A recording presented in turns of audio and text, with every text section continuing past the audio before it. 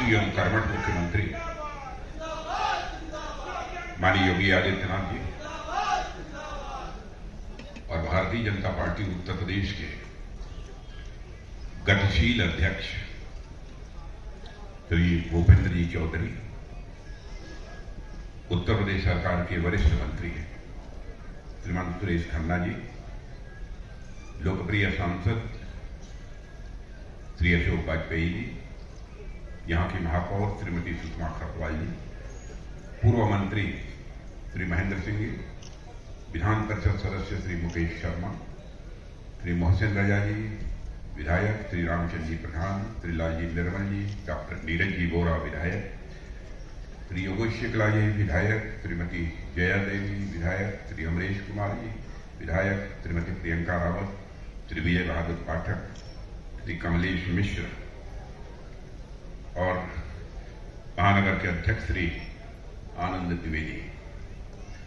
साथियों, आप सबने एक बात सुनी होगी और प्रायः बात चर्चा में रही है कि भारत एक सोने की चिड़िया था। सोने की चिड़िया से मेरा मतलब यह है कि दुनिया के किसी देश में जहां भी सोने हुआ करते थे तो वह सोने घूम फिर कर किसी एक देश में पहुंचते थे, तो हमारा आपका देश यह भारत था जहां पर भी होता था। और साथियों, इसलिए ऐसा होता था क्योंकि एक देश के रूप में हम इतने आत्मनिर्भर थे कि हम अपनी आवश्यकताओं को तो पूरा करते ही थे, लेकिन दुनिया के अन्य देशों की भी आवश्यकताओं को पूरा करने का काम प्राचीन काल में भी कोई देश करता था। उस देश का नाम है भारत। सारी दुनिया के लोगों की डिमांड को भी हम पूरा करने का काम करते थे।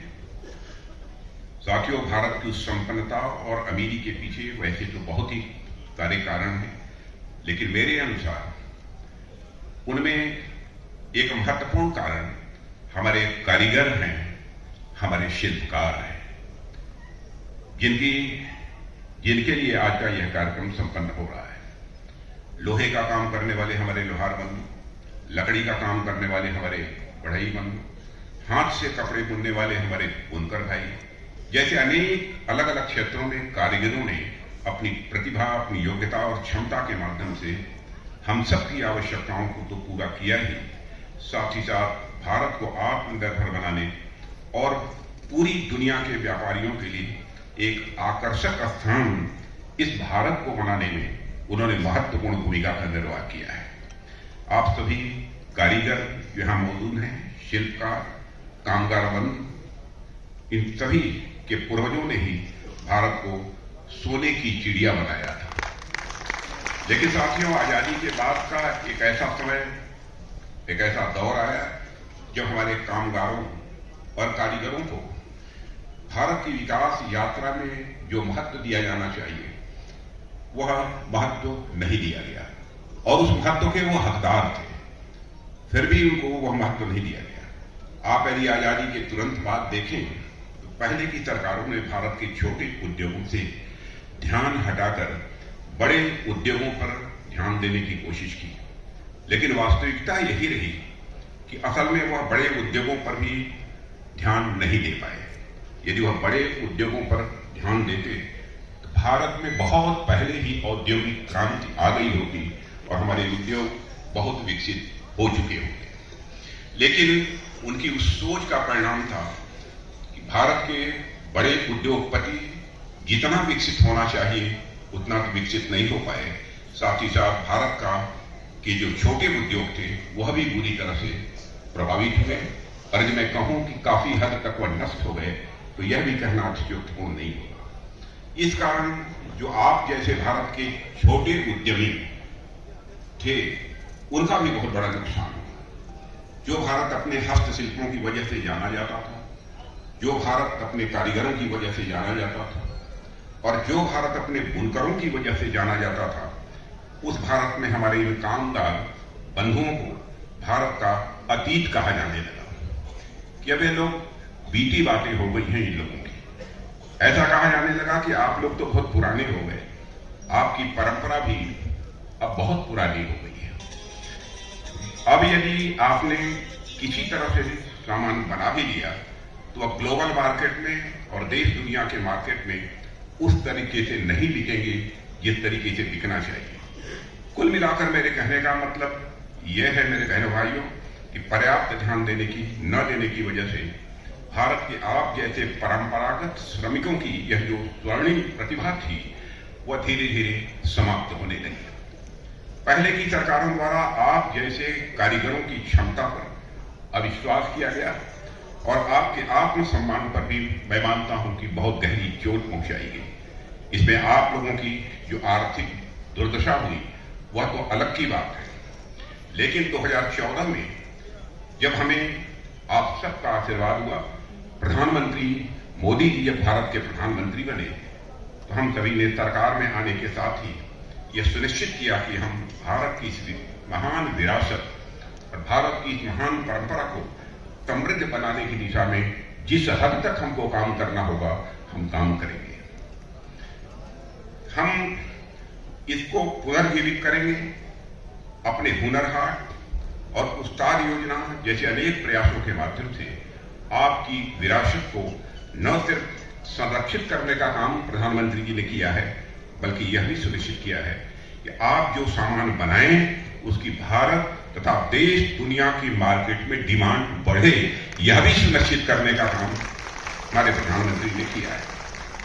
बड़े उद्योगों के क्षेत्र में भी यदि मैं बात करूं तो मेक इन इंडिया के माध्यम से हमारा यह हमेशा प्रयास रहा है कि देश की जो जरूरत की चीजें हैं वो भारत में ही बने और इससे भारत के लोगों को रोजगार तो मिलेगा ही और हम आत्मनिर्भरता यानी सेल्फ रिलायंस की ओर भी तेजी के साथ अपने कदम आगे बढ़ा सकेंगे।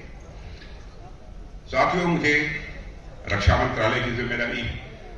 रक्षा मंत्रालय में मैं कह सकता हूं कि 2014 के पहले बामुश्किल 1000 करोड़ रुपए का एक्सपोर्ट दुनिया के दूसरे देशों में होता था, लेकिन आज हम 16,000 करोड़ से ज्यादा का एक्सपोर्ट दुनिया के दूसरे देशों में करते हैं। अब मैं समझता हूं कि आगामी 1 साल के अंदर ही शायद यह आंकड़ा हमारा 25,000 करोड़ रुपए तक पहुंच जाएगा, जितने ऑर्डर हमको प्राप्त हुए हैं। जहां तक घरेलू रक्षा उत्पादन डोमेस्टिक डिफेंस प्रोडक्शन का प्रश्न है, वह जो डोमेस्टिक प्रोडक्शन है, घरेलू रक्षा उत्पादन है, आपको जानकर खुशी होगी यह 1 लाख करोड़ रुपए से अधिक का हो गया है। यानी जो अब तक भारत का रिकॉर्ड है और सेना की जरूरत के सारे सामान हम सिर्फ बना ही नहीं रहे हैं, बल्कि हम बाहर के देशों को अब तेजी के साथ एक्सपोर्ट भी कर रहे हैं और हमारी सामानों की रक्षा सामानों की डिमांड भी सारी दुनिया में तेजी के साथ बढ़ रही है। और डिफेंस एक्सपोर्ट के क्षेत्र में मैं यह कहूं कि हम लोगों ने एक उल्लेखनीय कामयाबी हासिल की है और दुनिया के देशों ने भी इसकी सराहना की है, तो यह कहना भी अतिशयोक्तिपूर्ण नहीं होगा। साथियों, आप सबने रहीम का एक दोहा तो निश्चित रूप से सुना होगा कि रहीमन देखि बड़ेन को लगुन दीजिए डार, जहां काम आवे सुई कहां करे तलवार। मतलब हर चीज का एक अपना महत्व है। यदि आपके पास कोई बड़ी और महंगी वस्तु आ गई तो इसका मतलब यह नहीं है कि आपके पास जो पहले से छोटी वस्तु थी उसका महत्व कम हो गया। हर वस्तु का एक अपना महत्व होता है। जहां सुई काम आ सकती है, वहां तलवार काम किसी भी सूरत में नहीं आएगी। ठीक इसी प्रकार भारी उद्योगों का भी एक अपना महत्व होता है। वह भी देश के विकास में एक बहुत ही महत्वपूर्ण भूमिका का निर्वाह करते हैं, लेकिन हमारे आप जैसे भाइयों का जो सूक्ष्म उद्योग धंधा है उस पर ध्यान न देकर देश कभी आगे नहीं बढ़ सकता है। यह हमारे प्रधानमंत्री की सोच है, हमारी सरकार की सोच है। इसलिए हमने सरकार में आने के बाद ही बड़े उद्योग धंधों के साथ साथ छोटे उद्योग धंधों की तरफ भी एक विशेष ध्यान दिया है और दोनों के ही विकास के लिए काम किया है। हम सभी ने उन परंपरागत उद्योगों तथा सूक्ष्म उद्योगों के विकास के लिए काम करते हुए यह भी सुनिश्चित किया कि इन्हें अब भारत के अतीत के रूप में नहीं बल्कि भारत के भविष्य के रूप में इन्हें देखा जाएगा। और हमारे प्रधानमंत्री जी और हमारी सरकार का भी यह दृढ़ निश्चय है कि पहले की सरकारों ने जो गलती की सो की।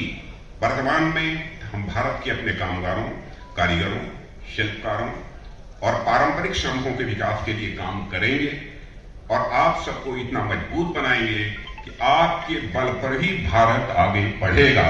यह हम लोगों का संकल्प है।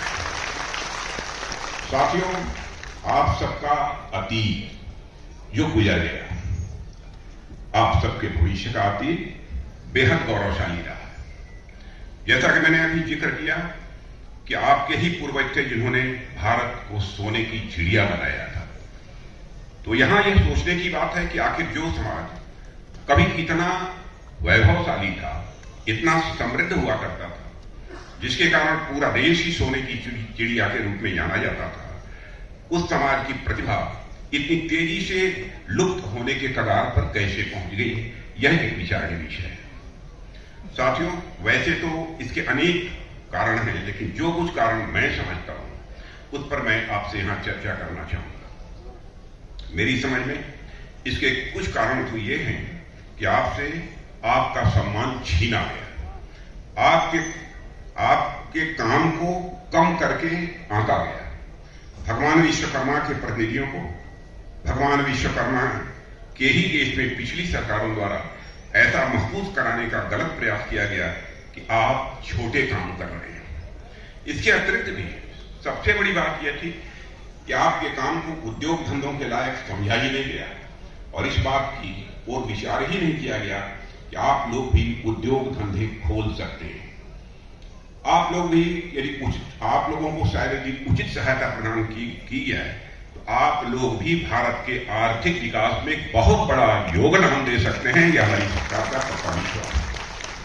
आप लोगों को बैंकिंग व्यवस्था से भी अलग रखा गया और ऐसे ही कुछ कारण थे जिन्होंने हमारे कारीगरों की विरासत को बहुत नुकसान पहुंचाया।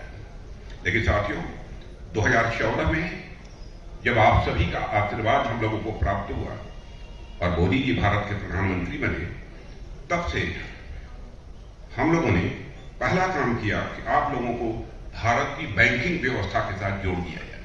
आप लोगों को जानकारी हो, झोपड़ी में भी जो लोग उस समय रहते थे उनका भी बैंकों में अकाउंट खोलने का काम आजाद भारत के इतिहास में पहली बार यदि किसी ने किया है, हमारे प्रधानमंत्री मोदी जी ने किया है। और हमने जब जनधन योजना के माध्यम से गरीबों के बैंकों में खाते खुलवाए तो हमारा यह कहकर मजाक उड़ाया गया कि इन खातों में 58, 54 और 1 रुपया जमा होगा। यहां तक कहा गया कि गरीबों के खाते बैंक के सिस्टम पर एक प्रकार से बोझ बन जाएंगे, लेकिन आपने देखा कि ऐसा नहीं हुआ। मैं आपको आंकड़ा देना चाहता हूं कि जनधन योजना का लाभ गरीबों तक पहुंचा और उन्होंने भी इसका लाभ उठाया है। आंकड़े यह बताते हैं कि 5 करोड़ से अधिक जनधन खातों में आज 2 लाख करोड़ रुपए से ज्यादा अधिक जमा हो गए हैं और पैसे आपके हैं। और जिन जनधन खातों का मजाक उड़ाया गया, आज उन्हें जनधन खातों से आपको गैस की सब्सिडी मिलती है, आपको मनरेगा की मजदूरी भी मिलती है और उसी जनधन खाते के माध्यम से प्रधानमंत्री विश्वकर्मा योजना ने भी विश्वकर्मा योजना जो जिसका शुभारंभ आज प्रधानमंत्री जी कर रहे हैं, उससे आप सबको सहायता भी प्राप्त होगी। साथियों, इसके अलावा हमने पीएम विश्वकर्मा योजना के माध्यम से आपको पहचान पत्र देने की भी एक पहल की है और प्रधानमंत्री जी ने बहुत सोच समझकर यह पहल की है। समाज में आपकी एक पहचान बने, इस दृष्टि से जैसा कि मैंने अभी आपसे जिक्र किया कि हमारे जो कारीगर हैं, हमारे जो कामगार बंधु हैं, उनकी स्थिति खराब होने के सबसे बड़े कारणों में से एक कारण यह था कि पुरानी सरकारों द्वारा उनकी पहचान उनसे लगातार छीनी गई। आपके काम को महत्व नहीं दिया गया, ऐसा बताया गया कि एक छोटा काम कर रहे हैं, लेकिन अब हम यह सुनिश्चित कर रहे हैं आगे ऐसा किसी भी सूरत में न होने पाए। जब बड़े बड़े अधिकारियों के पास पहचान पत्र हो सकता है, डॉक्टर इंजीनियर के पास अपना पहचान पत्र हो सकता है, तो आप सभी श्रमिकों, कारीगरों और कामगार बंधुओं के पास पहचान पत्र क्यों नहीं हो सकता, यह बात हम लोगों की समझ के परे। प्रधानमंत्री विश्वकर्मा योजना के तहत आपको सम्मान भी मिलेगा, पहचान भी मिलेगी और पहचान पत्र भी आपको दिया जाएगा। साथियों, इसके अलावा मैं एक और जरूरी बात आप सबसे करना चाहता हूं। वैसे तो आप सभी अपने अपने काम में पारंगत हैं, आप जानते हैं कि अच्छी कुशलता के साथ कैसे काम किया जा सकता है, क्योंकि आपने इस विरासत को अपने माता पिता से और अपने पूर्वजों से हासिल किया है। पर साथियों, बाजार में भी आपको कोई सामान बेचना है तो आपको दो बातों का ध्यान रखना होता है। पहला यह कि बाजार के लोग आजकल किस प्रकार के सामान खरीदना चाह रहे हैं, और दूसरा आप किस प्रकार से एक अच्छी क्वालिटी का सामान कम पैसे में बना पाएं ताकि आपको अधिक से अधिक मुनाफा भी मिल सके। इन दो बातों का ध्यान हर एक छोटे बड़े उद्योग धंधों को रखना पड़ता है। उसके लिए आपको ट्रेनिंग की जरूरत होती है ताकि आप यह जान पाएं आजकल लोग किस प्रकार की चीजों को पसंद करते हैं और किस प्रकार नई नई टेक्नोलॉजी का इस्तेमाल करके आप अपना मुनाफा बढ़ा सकते हैं। और इसमें आपकी मदद करने के लिए प्रधानमंत्री जी ने पीएम विश्वकर्मा योजना के तहत ट्रेनिंग की व्यवस्था की है, और जिसमें 5 दिन की बेसिक यानी प्रारंभिक और 15 दिन की एडवांस ट्रेनिंग भी आपको दिलाई जाएगी। साथियों, अब यहां मैं आपका ध्यान इस बात पर भी दिलाना चाहूंगा कि हमारी सरकार और पहले की सरकारों में क्या अंतर है। सबसे पहली बात तो यह है कि पहले आप लोगों को ट्रेनिंग देने की जरूरत ही नहीं समझी गई। यदि कुछ एक मौके पर उन्होंने ट्रेनिंग की व्यवस्था भी की थी तो उन्होंने इस ओर ध्यान नहीं दिया है कि यदि कोई हमारा कारीगर या कामगार ट्रेनिंग के लिए आएगा तो उनकी उस दिन की रोजी रोटी का इंतजाम कैसे होगा, उस दिन उनके घर का चूल्हा कैसे जलेगा, इस बात पर ध्यान नहीं दिया गया। साथियों, हमारी सरकार ने इन दोनों ही बातों का ध्यान रखा है। सबसे पहले तो हमने ट्रेनिंग के माध्यम से यह सुनिश्चित किया है कि उद्योग धंधे करने के लिए नए तौर तरीके से आप सभी परिचित हों, और ट्रेनिंग का मतलब कि सरकार आपको नई नई चीजें सिखाएगी। कई बार हमें यह भी लगता है कि जो हमारा तो यह पुश्तैनी काम है और यह काम बहुत सालों से करते हम चले आ रहे हैं, इस काम को भला हमें सीखने की क्या जरूरत है। यह बात सही भी है साथियों, पर इसके साथ साथ यह भी सही है कि जैसे जैसे समय बदल रहा है वैसे वैसे बाजार भी बदल रहे हैं और लोग बदल रहे हैं, और साथ ही लोगों की जरूरतें भी बदल रही हैं।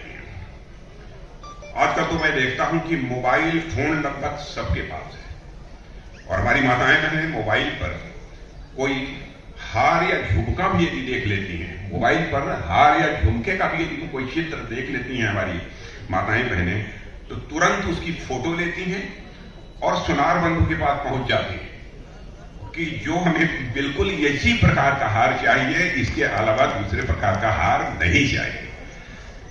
आज मोबाइल चलाने में इतनी पारंगत हो गई है।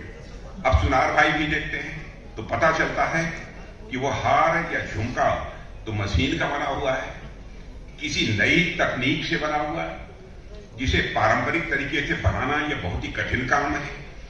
अब सुनार बंधु के सामने एक विकल्प तो यह होता है कि वह अपने ग्राहक को मना कर दे, दूसरा विकल्प यह होता है कि वह नए जमाने के अनुसार काम को सीखे और अपने ग्राहक को उसकी जरूरत के मुताबिक सामान दे और तब अपना व्यापार भी वो आगे बढ़ाए।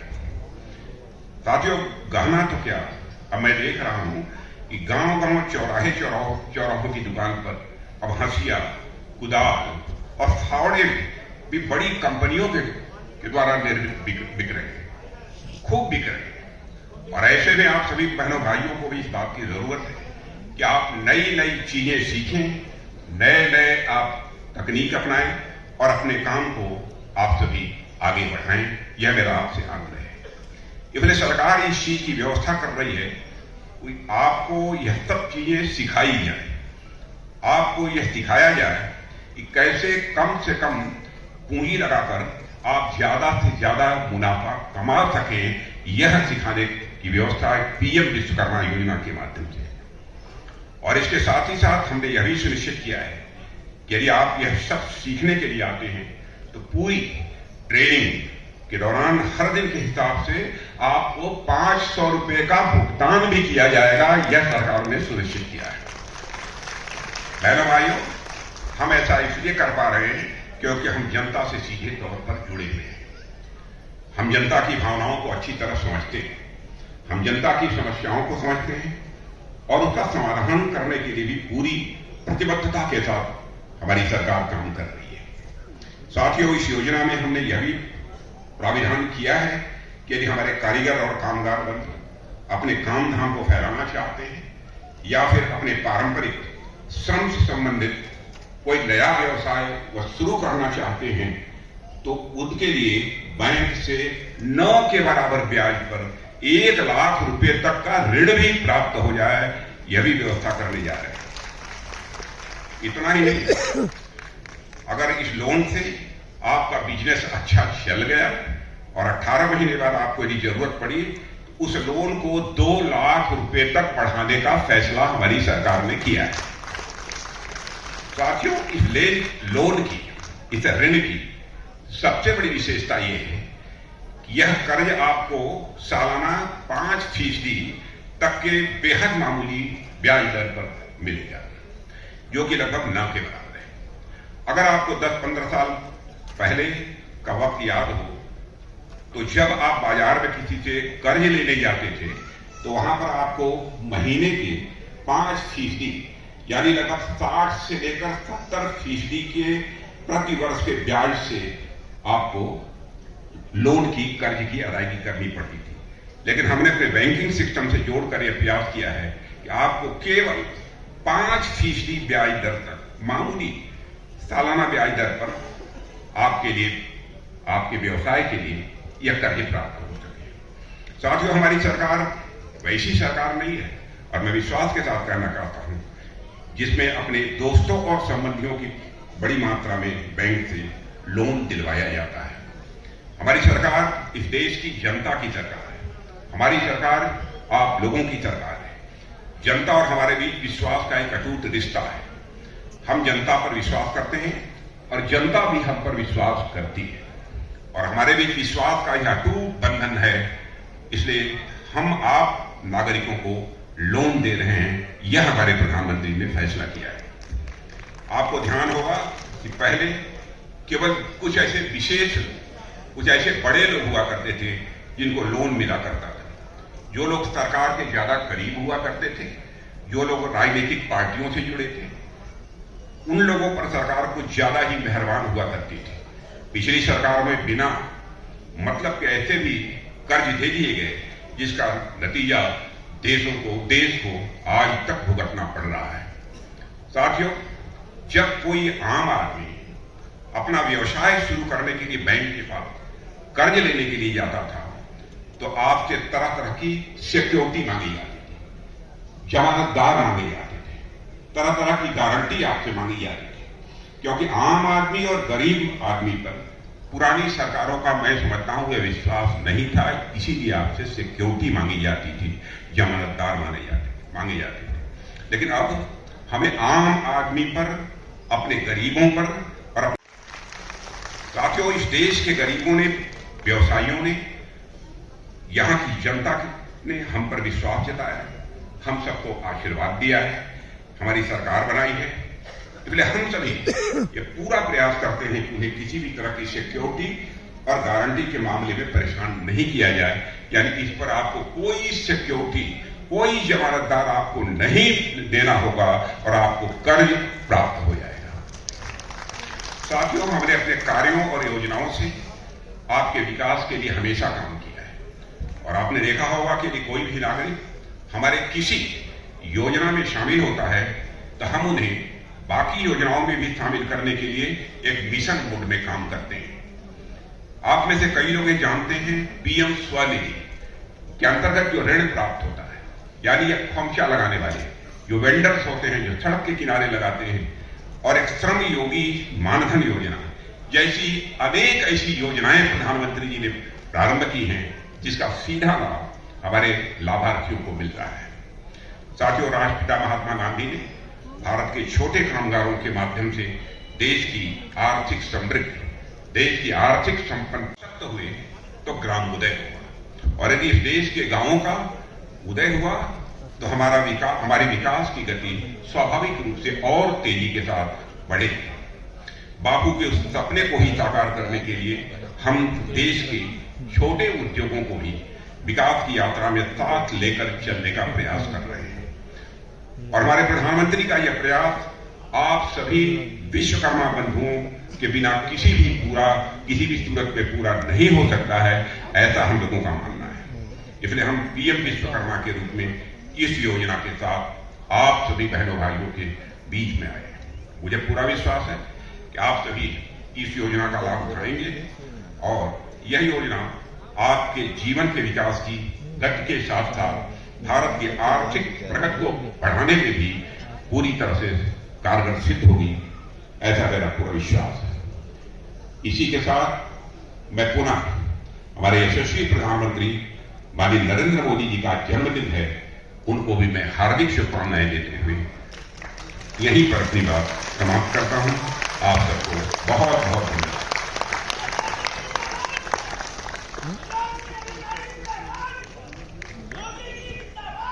बहुत बहुत धन्यवाद, आभार माननीय।